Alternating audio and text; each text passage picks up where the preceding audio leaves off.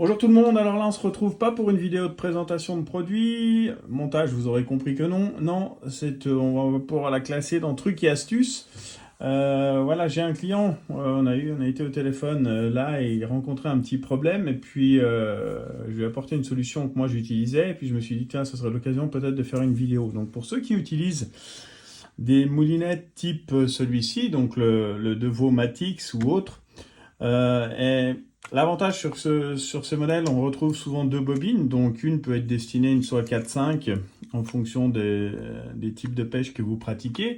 Et puis si toutefois vous pratiquez une pêche avec une soie plus fine, type pêche en infofil avec une soie type 0,55, on peut rencontrer un léger problème au niveau du moyeu de ces bobines qui est un peu étroit. Donc moi j'ai une solution très basique et qui pourra vous servir. Je tire des bandes comme ça dans des plaques de foam. Là c'est du foam du 2 mm sauf erreur.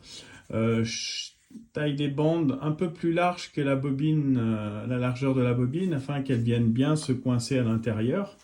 Donc on peut en placer plusieurs en fonction des soies que vous voulez mettre. Si par exemple vous avez une soie de 3 et que voilà, ça peut être, vous pouvez mettre qu'une bande et ainsi de suite.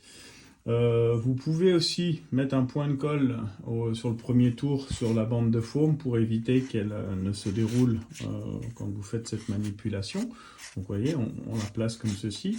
Le fait de la tirer un peu plus large, déjà d'une part ça va la coincer et d'autre part vous allez avoir vraiment quelque chose qui va bloquer contre les parois de la bobine et éviter que celle-ci la soie vienne se placer entre la plaque et puis la bobine. Voilà, je vais y arriver. Donc voilà, là j'ai placé deux bandes. Donc pour une soie type 0,55, voilà, ça peut faire l'affaire. Vous pouvez mettre plus, mais bon, je préfère moi que mes soies ne viennent pas trop haut sur la bobine pour éviter qu'elles viennent passer de l'autre côté s'entremêler.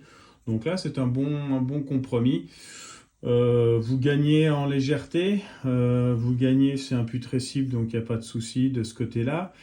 Et puis surtout, ça évite de trop surcharger votre moulinet avec du backing. Là, ça vous laisse la place de mettre, si vous voulez mettre 10 mètres de backing, plus votre soie type 0,55, ça passe largement. Donc voilà, c'était une petite astuce que j'utilisais et que je voulais partager avec vous. Donc au plaisir de vous revoir pour une prochaine vidéo et à bientôt. Merci.